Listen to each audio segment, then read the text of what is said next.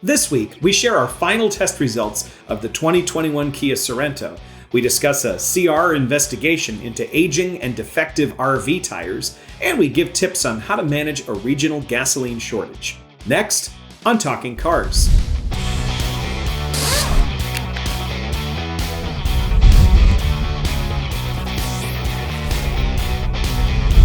Hey, welcome back. I'm Keith Barry.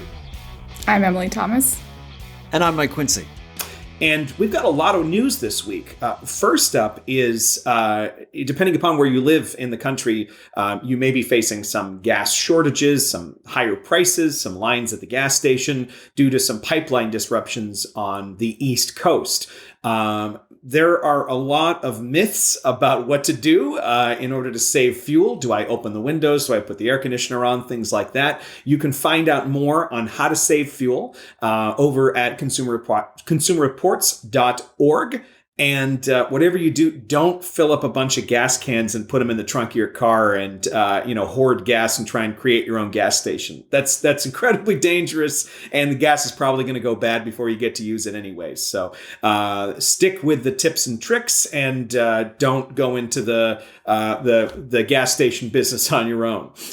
Other safety-related news. There's an article this week on consumerreports.org, which is sort of the latest in an ongoing issue with an RV tire that was made by Goodyear that one of our correspondents, Ryan Felton, who is a special projects investigative reporter at Consumer Reports, has been investigating for years. And the latest chapter is now available to read on consumerreports.org. So we're going to talk with Ryan first and learn a little more about this issue. Hey, so Ryan, tell us about this tire, the Goodyear G159 that you've been looking into for a few years. Yeah, this is a RV tire that was made a very long time ago. It was manufactured between 96 and 2003. And what's sort of interesting is a few years ago, as I know, sure you know, NHTSA opened up one of its preliminary evaluations, which is to just try to figure out if there's a defect or not. And it used this very odd language where it was like, there were secret settlements that were issued in court and that protected prohibited information about the tire from being released to NHTSA and other consumers, and it was like very odd. So when I started looking into it, I found that there was allegations of this tire failing at just a monumental rate, going back years. And during that time, a lot of people died, right? In my past reporting, I was able to confirm at least 12 people died as a result of crashes where this tire allegedly failed. Goodyear had disclosed in court that several hundred property damage claims have been filed associated with the tire failing.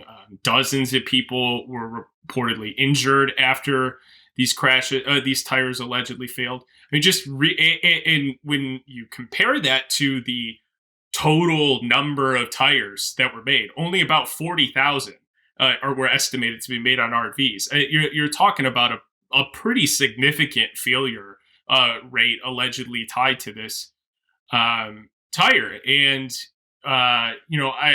what was most striking, I think, and why I wanted to start looking into it, was that Goodyear was still saying at the time that it believed it was still on the road, even though 15 years had passed since it was manufactured.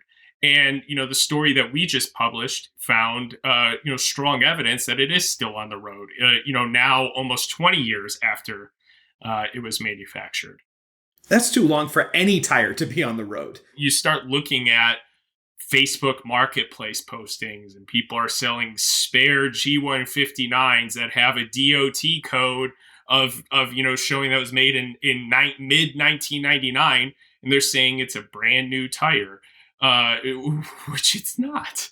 So I think that those things are just especially relevant as we're getting into camping season. When more people may be hitting the road in an RV, perhaps for the first time as well. I think for one fact that you can find RVs with tires that are still that old is just something that consumers definitely need to be aware of, because motor homes aren't your daily. Most people, the vast majority of people that own a motor home, it's not their daily driver. Um, and so, the low mileage that it accumulates, you won't notice significant tread wear that you would with a typical car. And but any research that's been done on it, the amount of age alone still poses a risk just by exposure and oxidation and those sorts of things. Still make the tire compromised, even if it hasn't accrued a significant amount of miles. And it's important to point out that Goodyear declined to comment in response to questions from CR, citing pending litigation in the ongoing NHTSA investigation.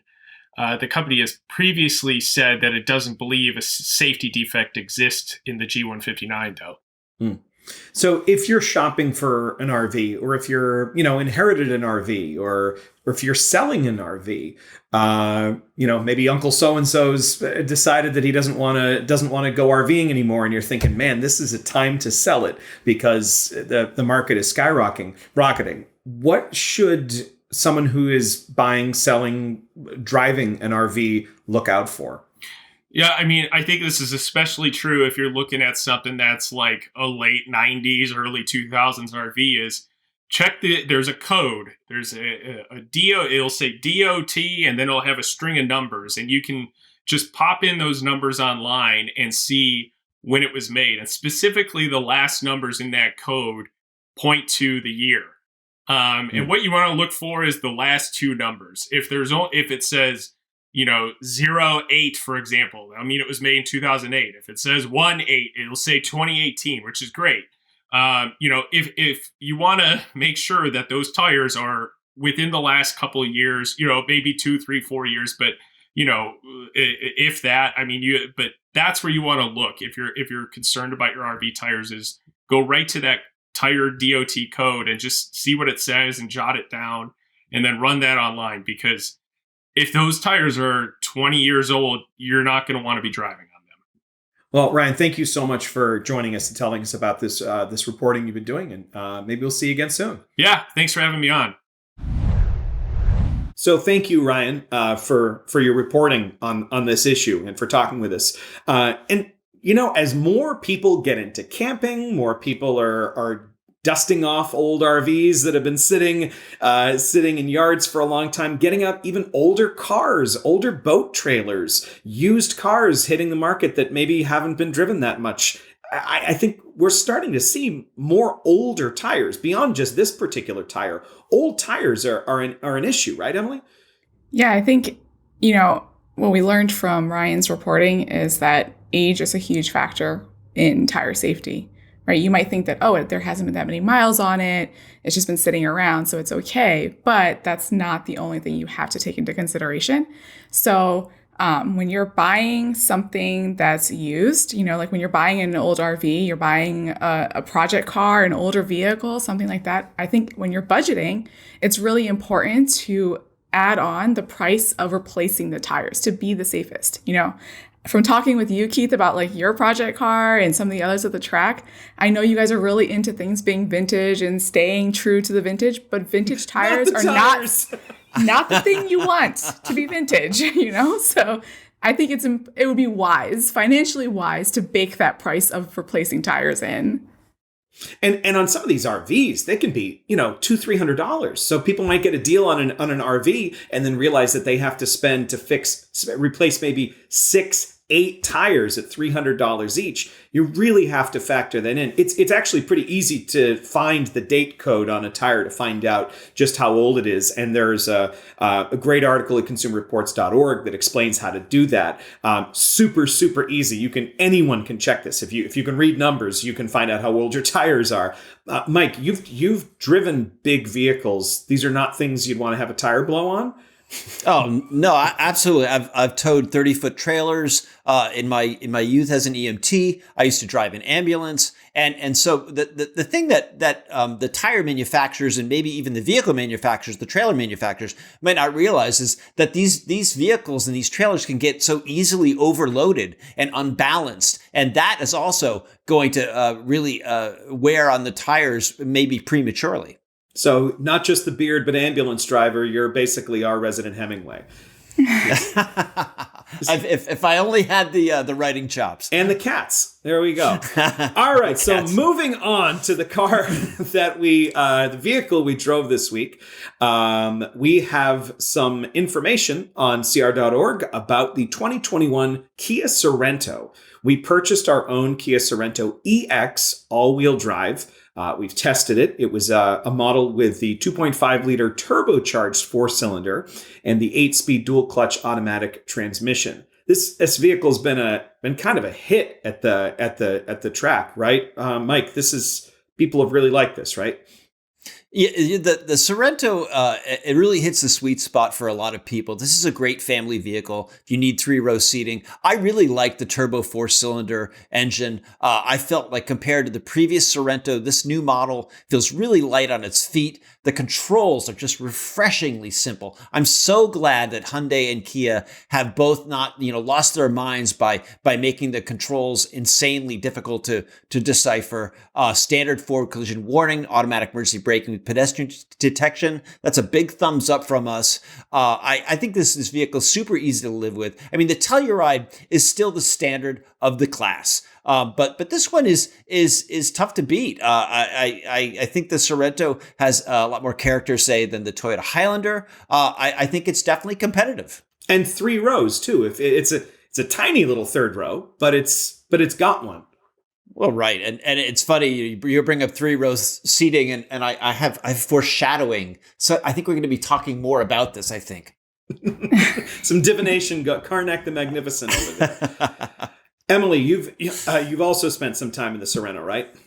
Yeah, and coming at it from, like Quincy was saying, a good family vehicle, right? When I was doing my backseat testing, there were a lot of things that I saw that I really appreciated and would want to see in a car that's intended for families, right? So, there are lower anchors available in both the second and third row seats. There's a top tether anchor for every seating position, which is awesome, even in the third row. So if you want to be able to put those forward-facing kids in the back seat, all the way in the back, you are able to do so safely. That third row is pretty cramped. The seats are really low to the floor, so it's an awkward angle for adults. But I think, for a booster age kid, that could be really great. They can buckle themselves in. We saw a really good booster fit back there. And I also really like that, standard on the Sorento is their ultrasonic rear occupant alert system, which is the system that uses both door logic and motion sensing to remind you to check the back seat at the end of your trip. And then also if, for whatever reason, a child is left back there or a pet and it senses motion in the vehicle, it's going to alert you. So awesome to see that system being standard equipment. That's not a system you want to see as optional. You want that to be there available for everybody. The only other thing that is lacking in my mind for a family vehicle would be rear belt minders. And I made this plea a few weeks ago on the podcast, but here it is again. Rear belt minders are a great way to ensure that your rear passengers are buckled up.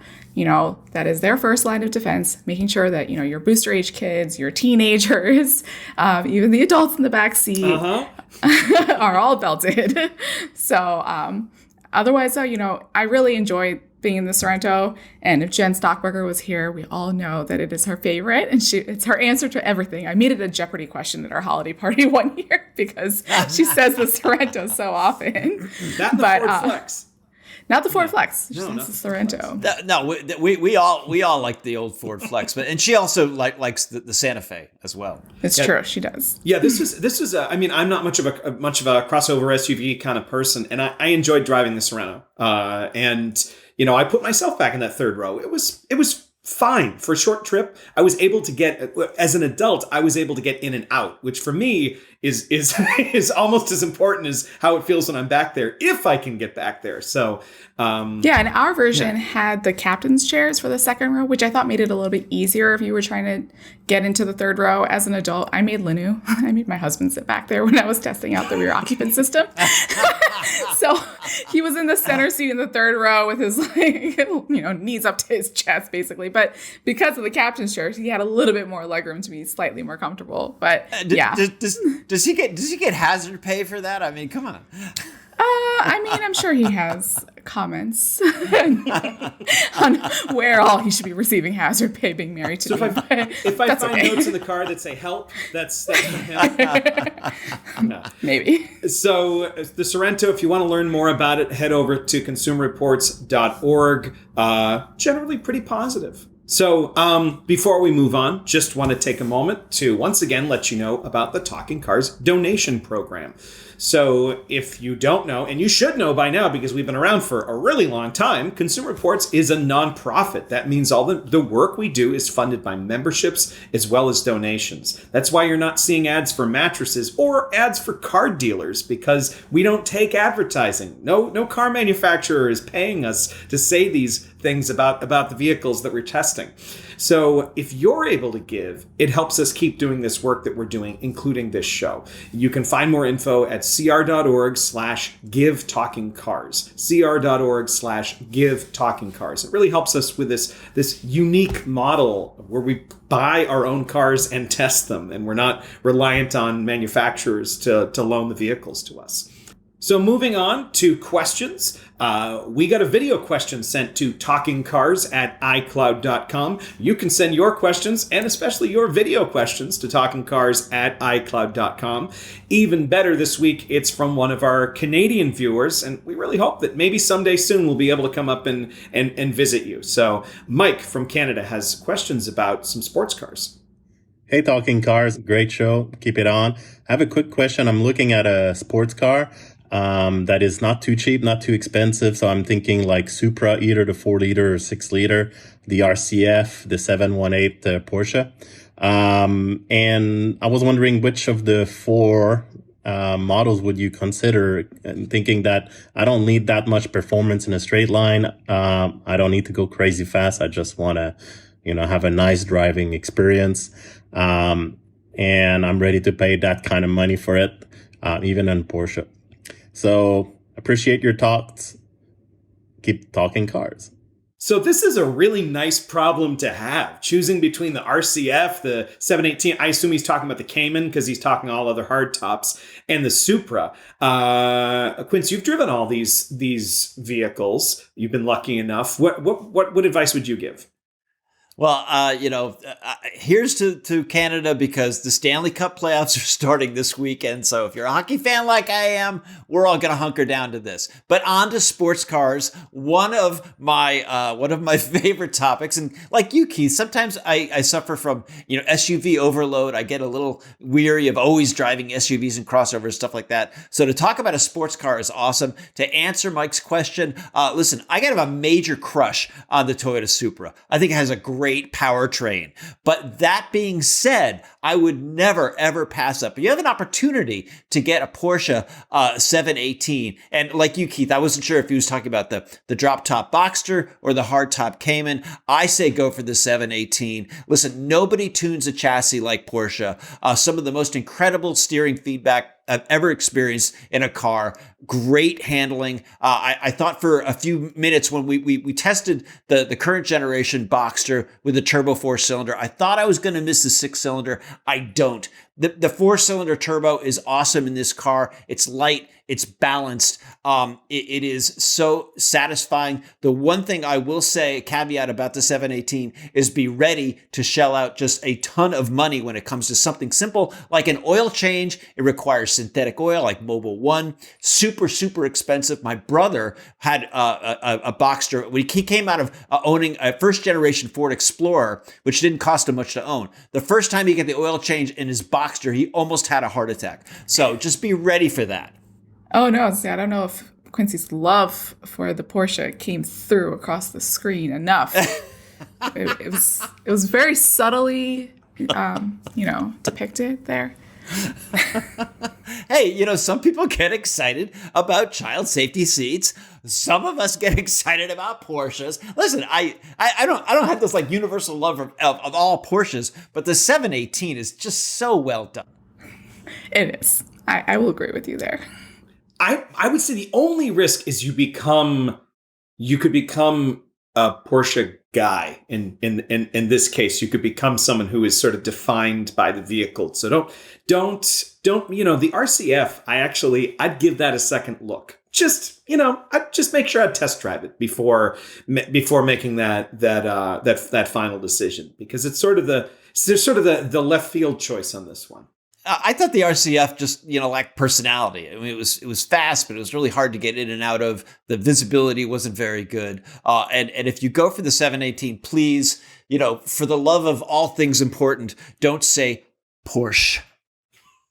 Well, I don't know. They say Datsun and Mazda there, so I don't know. Maybe it's different in Canada. So, all right, next question. Jay says, while shopping for a 2021 Subaru Outback, I was told by the F&I manager, we'll explain what that is, reviewing the contract, that Subarus can't be serviced by any other mechanic other than those at a Subaru dealership, and doing so would break the warranty.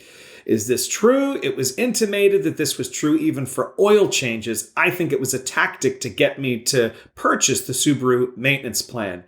I'm fuming right now. You're about to turn into that character Anger from Inside Out. Like your head's going to spontaneously combust.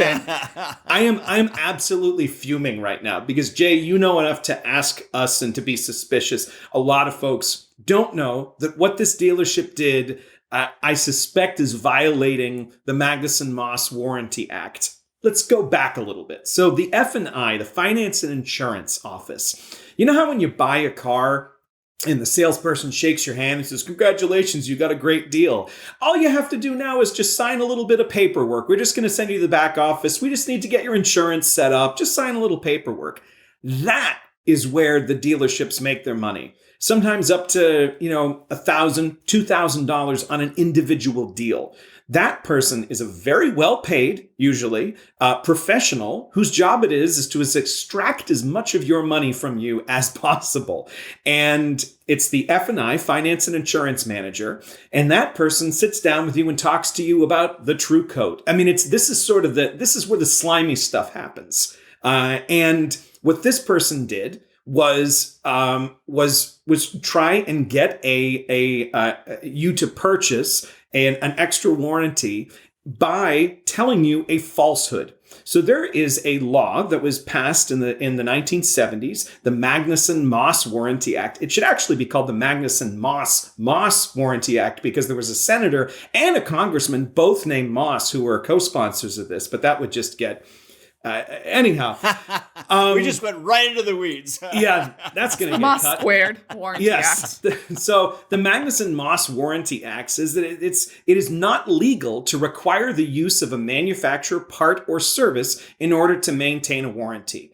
So you could bring the Subaru anywhere to get it serviced. Now, obviously, if you did something yourself in the cause of, let's say you were doing an oil change yourself and forgot to put the oil filter back on and then drove for 200 miles and ruined the engine, that wouldn't be covered under warranty because you were damaging it.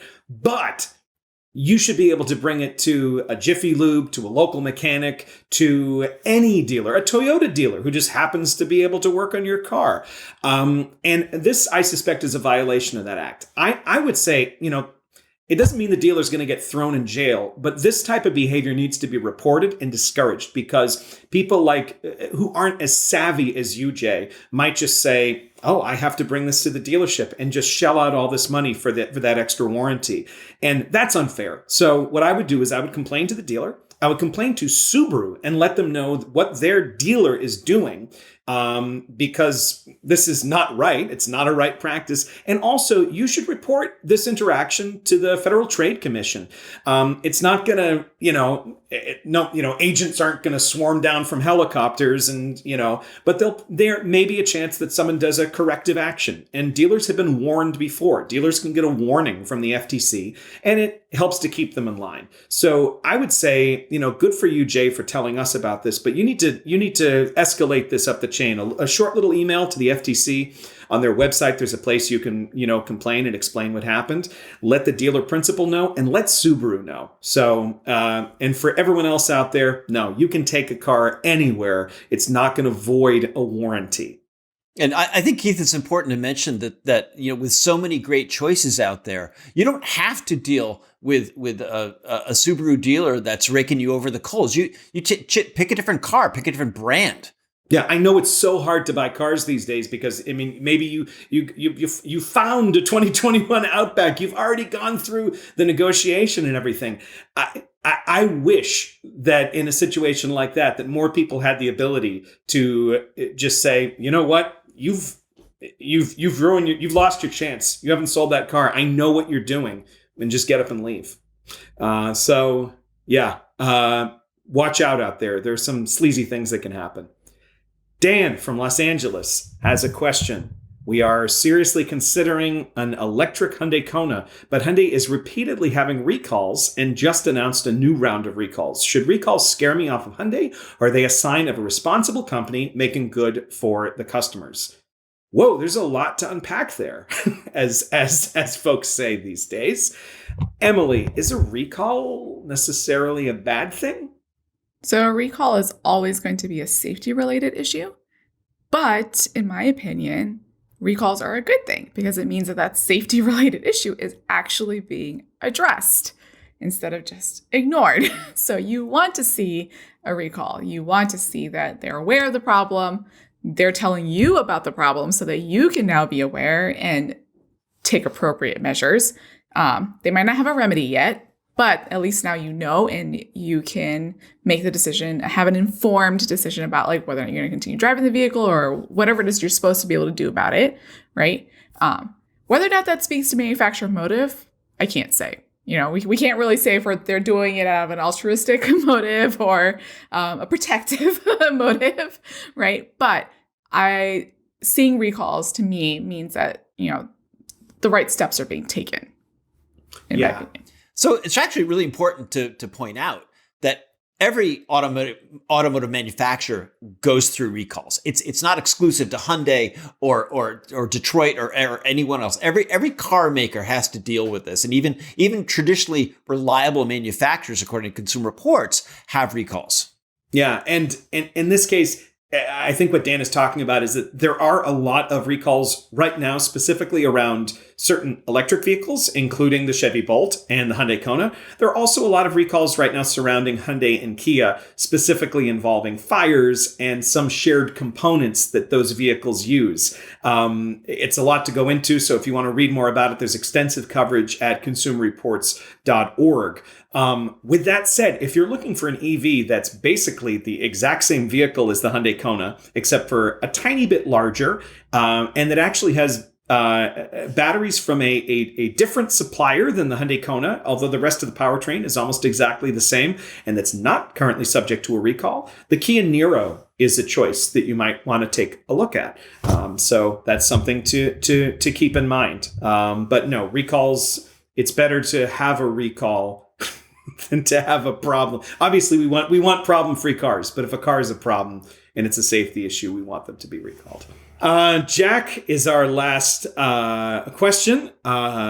My kids loved riding in the rear-facing third row of our Mercedes E350 wagon when they were younger, but on the highway yesterday, I saw a car get rear-ended and noticed the severe damage on the back of the car. This got me thinking, how safe are third rows in modern vehicles? Are they crash tested at all? Are passengers in the third row, especially rear-facing ones, at a high risk of injury in a rear-end collision? And yeah, I remember Volvo's, Mercedes, the Mercury Colony Park. You could sit in the back and look out. Emily, what's up here? Are these tested? Are they unsafe? So all vehicles are tested, and they are tested for rear impacts. Whether or not there's any specific testing for just the third row, that doesn't exist in the NCAP or the IHS crash test programs. So that's the new car assess program in the Insurance Institute. Yes, the new car assessment. Yep. It's a lot of acronyms to squeeze in. Yeah.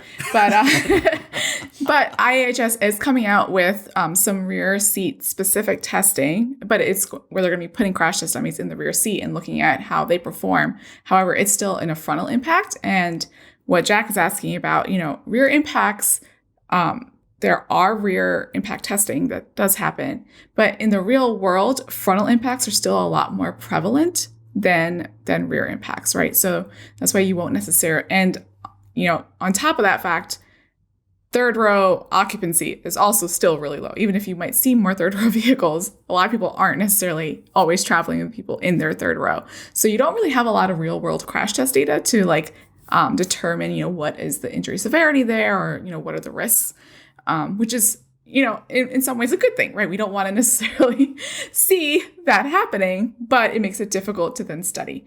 That being said, there are definitely things that you can do to make sure that you are safe if you are sitting in the third row. Number one being that if you are putting kids in the third row, that they are in a proper car seat, it is securely installed to the vehicle, and that your child is properly harnessed. If you are, if you have a child that's not in a car seat, they're old enough to be using the vehicle belt themselves, or you have an adult back there, you want to make sure that they are always, always, always, always wearing their seatbelt. That is your first line of defense anywhere in the vehicle, and that their head restraint has been properly fitted. You want to make sure that the top of the head restraint should reach at least the top of their ears, preferably the top of their head, but at least the top of their ears, and that it's as close to the back of their head as possible. So if it doesn't do those things, then find a different seating position in the vehicle where, they have proper belt fit and they have a proper head restraint. So that's all the time we have this week. So it's time for us to wave goodbye to you through the rear window of the Chevy Caprice as it heads off into the sunset. We'll join you again next week. Send your questions to talkingcars@icloud.com. If you want to learn more about anything we talked about today, head over to cr.org. And thanks for talking cars with us.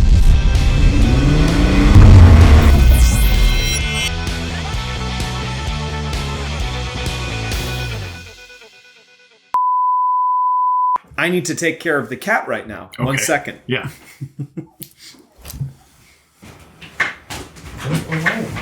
No.